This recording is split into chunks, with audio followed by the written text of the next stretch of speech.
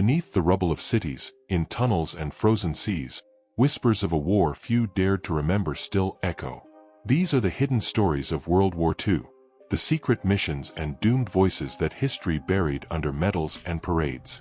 Each tale opens a door long kept shut, where loyalty twisted into betrayal and courage walked hand in hand with death.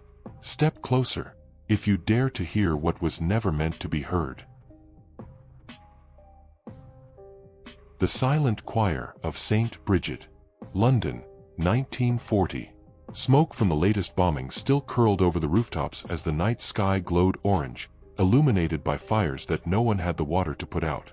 Beneath the crumbling stones of St. Brigid's Church, in a crypt that smelled of damp earth and candle wax, a small choir gathered.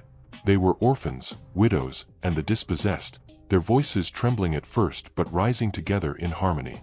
Each night they sang, not for an audience, but for survival, for the sense that life still breathed amid the ruins. Above them, the Luftwaffe roared overhead, raining down destruction, yet the hymns never ceased. What the congregation of St. Brigid's did not know was that their choir had a second purpose. Its organist, Alfred Penrose, had been a cryptographer for MI6 before the war, a quiet man with wire-rimmed spectacles and a gift for patterns. When the Blitz began, he returned to his old church, volunteering to play the organ and lead the displaced children in song. To the untrained ear, their nightly hymns were simple laments, sometimes cheerful Christmas carols out of season, other times the steady repetition of ancient psalms. But to British command, listening on secret frequencies, the pattern of notes carried coded coordinates for Luftwaffe aircraft sighted across the city. Penrose used the rhythm of the bass to indicate altitude, the sequence of chords to give bearing, and small pauses in the music to signal the timing of bombings. The choir of St. Brigid's was a weapon cloaked in innocence. The idea was born one frigid December night when Alfred watched fire brigades struggling to reach a burning tenement. German bombers had returned for a second wave, and the air raid wardens were spread thin. Alfred had spent the day repairing a shortwave receiver in the vestry, a leftover project from his MI6 days. Listening to garbled RAF chatter, he realized there was no easy way to relay civilian reports in real time. The lines were jammed, the phones often down. But he had the organ, he had the choir, and he knew music could carry messages where words could not. By January 1941, the silent choir was no longer silent. Each night, as sirens wailed and bombs fell, their voices threaded through the static of the city, and RAF analysts listening in Bletchley Park would translate him into heading, song into strike. The work was dangerous. If the Germans ever suspected the choir's purpose, the crypt would become a death trap. Alfred instructed the children to practice as if nothing were unusual, never explaining the code. Only he and the vicar, Father Dooling, understood the stakes. The vicar kept a revolver in his desk, though he prayed nightly he would never need it. The risk of discovery grew in February, when fragments of a downed German bomber were found only blocks from the church. Rumors circulated that informants had spotted suspicious gatherings during the blackouts. One evening, a lone man in a dark coat lingered by the iron gates of St. Brigid's as the final hymn drifted into the night. Alfred played on, his fingers steady, but his heart rattled like the crypt's old iron bell. March brought the worst of the Blitz to their neighborhood. A landmine flattened 3 blocks to the north, shattering the church windows and snuffing out the candles mid-hymn. Rubble half buried the entrance to the crypt, forcing the choir to remain underground for hours, coughing through the dust. In that darkness, Alfred considered abandoning the mission, but the war left no room for doubt. The next night, battered and hoarse, the silent choir returned to the organ. And that night, British night fighters intercepted a wave of bombers over the Thames before they reached the heart of London. The hymn that saved the city was "Abide with Me." It was only a matter of time before German intelligence noticed the pattern. In May, a strange transmission appeared on the RAF frequencies, a mocking whistle, then a clipped German voice reciting the Lord's Prayer. Alfred understood immediately. The Luftwaffe had deciphered the code. For weeks afterward, the choir's broadcasts became more cautious, the hymns broken with deliberate mistakes. Alfred changed the key signatures, slowing tempos to create new ciphers, but he knew the end was approaching. The end came not in London but on the Channel Islands, briefly occupied by German troops. Documents captured after the war revealed that a Gestapo task force had been dispatched to seize or destroy the enemy choir, suspected of aiding the RAF. One rainy evening in June 1941, uniformed men approached St. Brigid's under the blackout. Shots were fired. The vicar was killed at the door. Alfred and several choir members were dragged into the street. 2 children managed to flee into the labyrinth of bombed-out alleys, and through them the story survived. The choir was gone by morning. The crypt was sealed with explosives. After the war, when VE Day rang out across London, a handful of survivors returned to St. Brigid's. The church was a shell, ivy crawling over shattered walls, pigeons roosting where stained glass once glimmered. Among the rubble, a single wax cylinder was found, sealed in a tin, a recording of the choir's final performance, the last hymn rising in a tremor of hope against the darkness. Today, that recording rests in the Imperial War Museum, labeled simply, The Silent Choir of St. Brigid's. When played, the faint organ and children's voices still drift through the static of history, carrying a message only the vigilant can hear, that even in the darkest hours, music can be a weapon, and hope can be a code. Operation Willow, the ghost convoy of Murmansk. In the icy black waters of the Arctic, where the sun barely rose and snow fell sideways in blinding sheets, there once sailed a convoy that officially never existed. It was early 1943, the coldest winter on record in the Barents Sea, and the Soviet port of Murmansk was desperate for supplies. German forces had nearly strangled the northern lifeline, sinking Allied ships with U-boats and Luftwaffe raids. The Arctic convoys had become a death sentence, and many sailors whispered of the White Graveyard, where men froze solid before they could even scream. Into this frozen nightmare, Operation Willow was born. The convoy was unlike any before it. Comprised of 7 merchant vessels, 2 Canadian corvettes, a Norwegian trawler converted to an escort, and a single American destroyer, it was tasked with carrying an experimental cargo, advanced radar components and prototype tracking devices that could help the Soviets detect German bombers before they struck.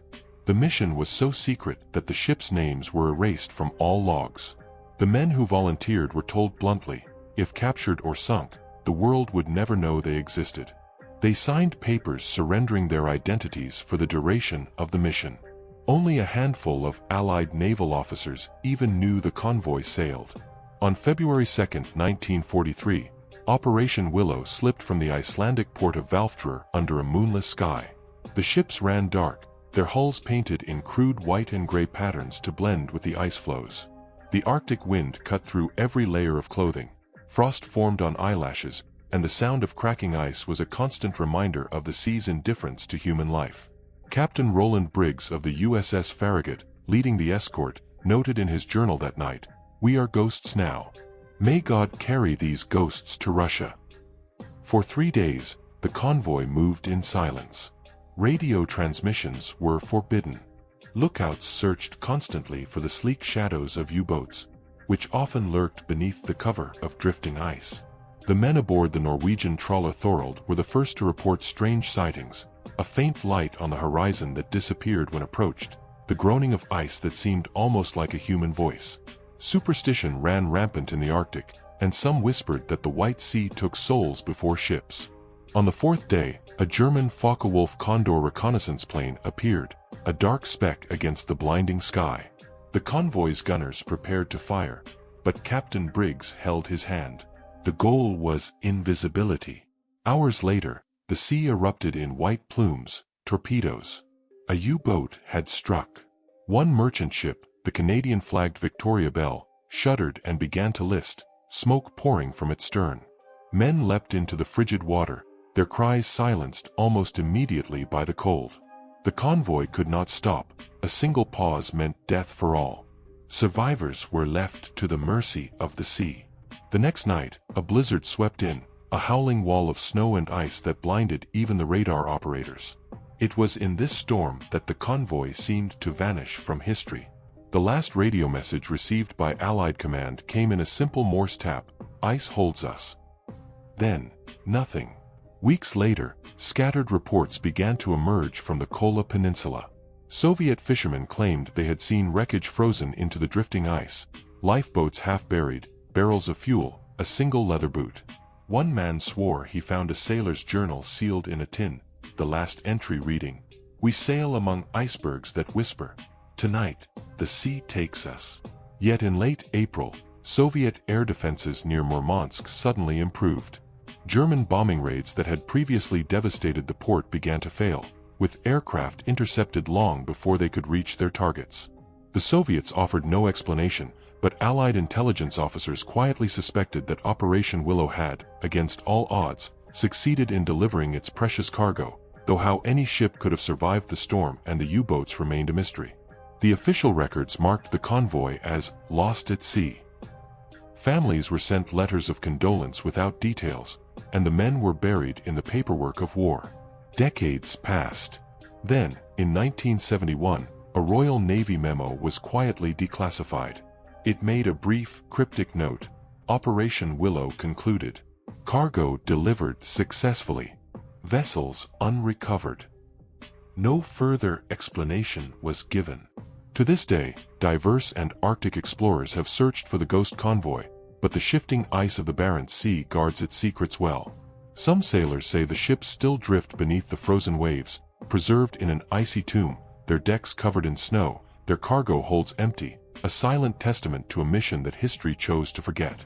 And on rare windless nights, fishermen on the Kola Peninsula still claim to hear the distant clang of a ship's bell, ringing once through the endless Arctic darkness. The last broadcast of Radio Valkyrie. In the depths of Bavaria, where pine forests muffled the sounds of war and fog hung low over the hills, a voice once slipped through the night air to whisper rebellion into German homes. It called itself Radio Valkyrie. In early 1944, with the Third Reich tightening its grip and the Gestapo hunting dissenters like wolves, a handful of German conspirators decided that words could be more dangerous than bullets. Their weapon was a makeshift shortwave radio station hidden in the root cellar of an abandoned hunting lodge, and their message was simple: Hitler must fall. The first broadcast crackled across the frequencies on a frigid February evening. A calm male voice, speaking flawless German, began with Beethoven's Ode to Joy, played on a scratchy gramophone, followed by the words, "Citizens of Germany, your leaders have led you to the edge of the abyss. The war cannot be won. Listen, and choose to live." The program lasted just 7 minutes, enough to share news that was censored in the Reich. Allied advances in Italy, the heavy losses on the Eastern Front, the growing resistance within the army itself. The voice signed off with the phrase, "Asterisk, remember, Germany has a heart that beats without swastikas." Asterisk. Behind this defiance were 3 men and 1 woman. Captain Erich Mahler, a Wehrmacht officer disillusioned after Stalingrad, provided intelligence from the front. Hans Dietrich, a former engineer dismissed from Siemens for criticizing the party, built the transmitter from scavenged parts and smuggled vacuum tubes. Franz Bauer, a theology student turned army deserter, penned the impassioned speeches. And Sister Agnes Weber, a soft-spoken Catholic nun, carried food and messages through the countryside, using her status to avoid suspicion. Her role was critical. Her voice would later close their final broadcast. Each transmission lasted under 10 minutes and moved between frequencies to evade detection. 4 ordinary Germans who risked their lives to listen. Radio Valkyrie was a revelation. In a nation drowning in propaganda, it offered an antidote of truth. It spoke of the July 20th conspiracy being planned in whispers, of the hidden cost of the Holocaust, and of the need to save Germany from itself. Its words were hope, and hope in 1944 was a treasonous act. The Gestapo, of course, noticed. Within weeks, mobile direction-finding units scoured the Bavarian forests, triangulating any unauthorized broadcast. The conspirators countered with cunning. They transmitted from a different location each time, stringing antenna wire through trees and then abandoning the sites before dawn. They used code words to warn sympathetic farmers to douse lanterns or distract patrols. Sister Agnes even staged a nighttime prayer procession one evening, candles in hand, to delay a search team long enough for the others to move the radio.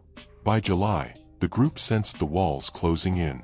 Operation Valkyrie, the plot to assassinate Hitler with a bomb at the Wolf's Lair, was approaching. The conspirators planned one final broadcast on the eve of the attempt.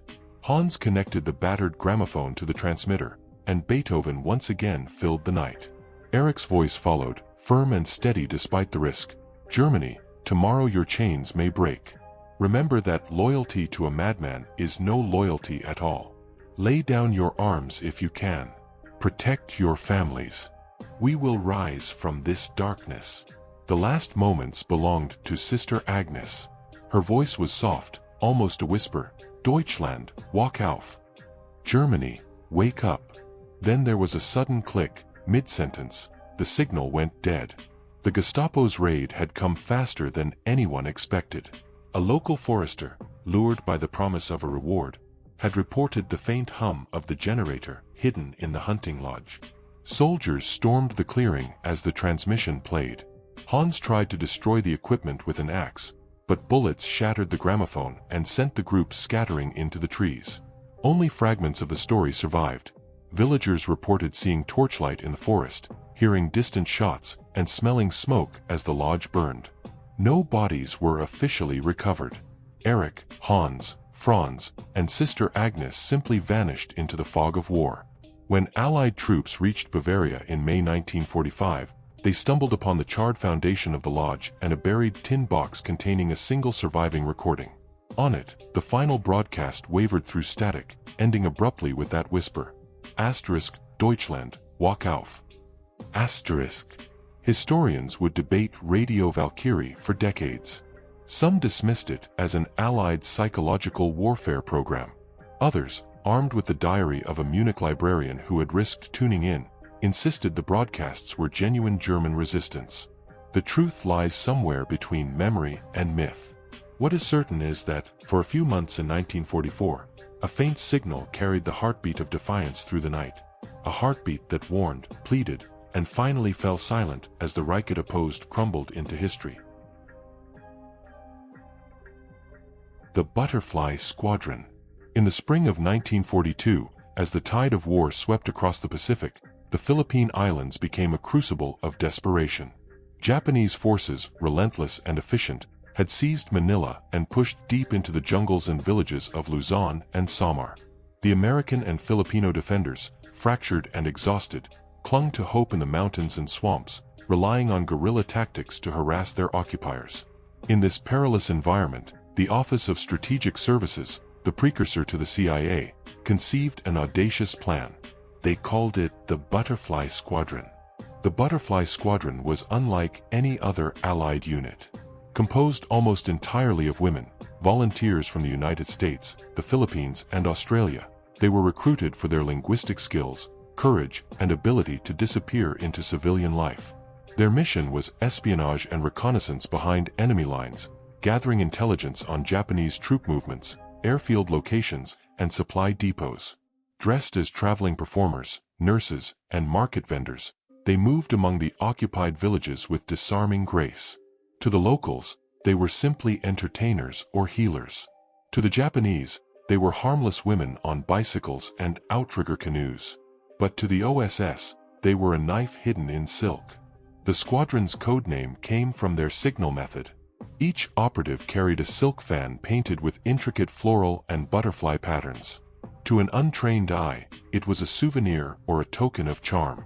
But in the language of their mission, a red hibiscus on the fan indicated a safe landing zone for seaplanes. A yellow butterfly meant a Japanese patrol had passed through. Two fans crossed over a windowsill meant the village had been compromised. Even in daylight, the squadron could pass intelligence without uttering a word. Among these operatives was a young woman with the codename Lark. Born Lila Marasigan, she was the daughter of a Filipino schoolteacher and an American trader. Fluent in Tagalog and English, she had grown up navigating the rivers and mangrove swamps that would become her battlefield. Lark's first mission took her to the island of Samar, where Japanese engineers were rumored to be constructing a hidden supply depot. For weeks, she posed as a traveling herbalist, offering remedies to villagers while sketching airfield layouts on leaves and bark. Her reports, smuggled via canoe to waiting submarines, helped Allied bombers strike the depot with deadly precision. The Butterfly Squadron's daring soon reached a pinnacle in late 1943. Intelligence indicated that the Japanese were planning to expand their foothold on Leyte. building an airstrip critical for intercepting American bombers. The squadron was tasked with confirming its location and guiding a covert sabotage team to destroy it. Lark and her team, 3 women and a local boy who served as their guide, trekked through the sodden jungles, surviving on coconuts and rainwater. They evaded patrols, hid in caves during daylight, and relied on villagers for scraps of food. At night, they signaled to passing American aircraft with their butterfly fans, catching the moonlight like fleeting wings. On the 19th night of their mission, disaster struck. A Japanese patrol discovered their campsite near a stream. Shots rang out, and the squadron scattered into the underbrush. 2 operatives were captured, and 1 was killed instantly. Lark fled barefoot, leaving her fan behind as she waded into a swamp thick with leeches and mud. She hid for hours, shivering in silence as soldiers searched the water with bayonets and flashlights. When the patrol finally moved on, she stumbled through the jungle alone, bleeding and feverish, until she found refuge with a local guerrilla cell that ferried her to safety. Despite the tragedy, the mission ultimately succeeded. Lark's reconnaissance sketches and coded fan patterns had already been transmitted to Allied command.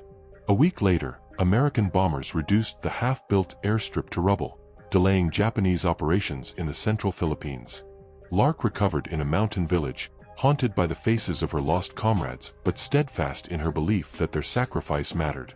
The Butterfly Squadron continued to operate through 1944, but attrition and exposure took a heavy toll. By the time U.S. forces returned to liberate the Philippines, only a handful of operatives remained.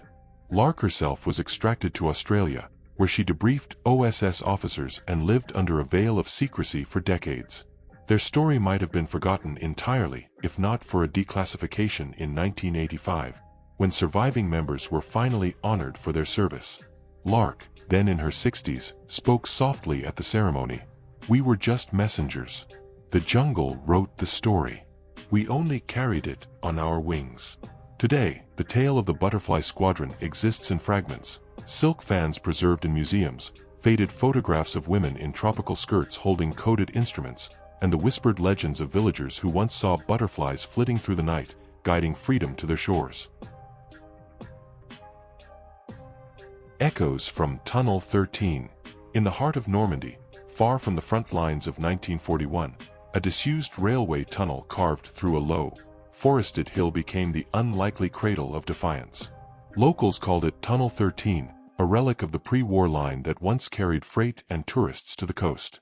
When the Germans occupied France, the tracks above were dismantled for scrap, and the tunnel slipped into obscurity. Yet it was here that a band of Allied escapees and French resistance fighters created one of the most audacious underground networks of the war. The story began with a derailed prisoner transport. In November 1941, a group of British and Canadian soldiers, captured during the fall of France, were being transferred by train to a German camp. Sabotage by local partisans, just a single track loosened with stolen tools, sent the train sliding into a shallow ditch near the abandoned tunnel. In the confusion, 8 men escaped into the forest. Cold, wet, and pursued, they found the mouth of Tunnel 13 and slipped into its darkness. The air was damp, and the stones wept with condensation, but the tunnel offered sanctuary. That night, the men swore to survive, and in that vow, the tunnel became a home. Soon, the local resistance, led by a schoolteacher named Lucien Moreau, joined forces with the fugitives. Together they transformed the tunnel into a hidden nerve center of sabotage. Wooden cots lined the walls. A hand-cranked printing press, stolen from a German outpost, churned out leaflets and false travel permits. They rigged oil lamps to bits of mirror and wire to create dim, secret light. The most ingenious addition was a set of iron pipes that carried sound from the tunnel mouth to deeper inside, allowing sentries to hear the approach of boots or vehicles long before they were seen. Over the next 2 years, Tunnel 13 became a thorn in the side of the German occupation. Its fighters derailed supply trains, cut telegraph wires, and ambushed convoys on lonely roads. They developed a technique of using recorded sounds to trick the enemy. A portable gramophone and makeshift horn system could project the noise of a passing train through the tunnel, convincing German patrols the line was still active and safe even after sabotage.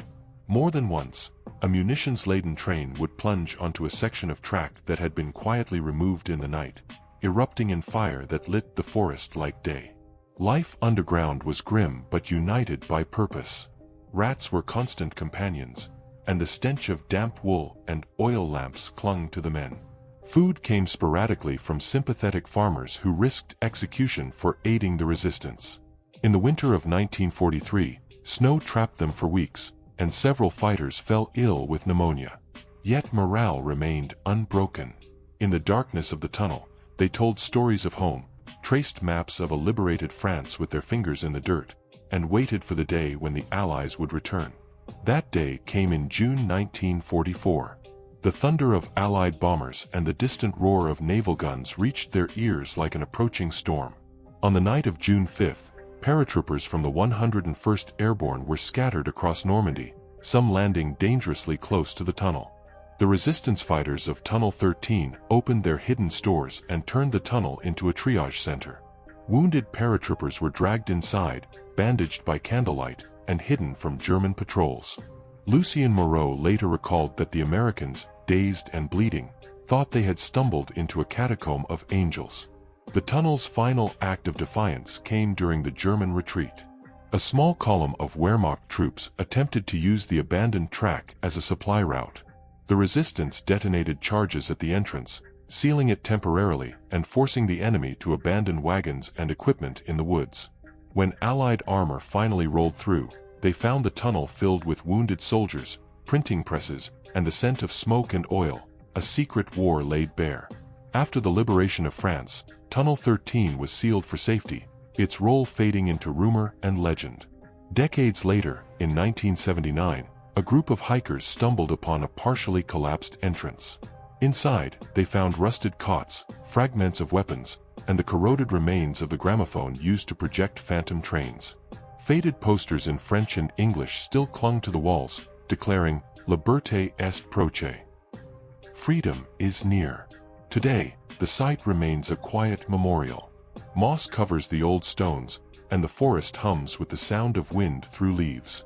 Yet those who enter say the air carries an echo, not of trains, but of whispered laughter and determination, the ghostly chorus of men and women who defied the darkness with courage carved into the earth itself. In Tunnel 13, history sleeps, and the echoes of resistance linger like a heartbeat beneath the soil. The echoes of these forgotten shadows still drift through time, through frozen winds, empty crypts, and the silent graves of those who vanished without a name. Some doors, once opened, cannot be closed. The war ended, the victors celebrated, yet in the cracks of history lie stories that watch us from the dark. Listen long enough, and you might still hear them calling from the places the world chose to forget.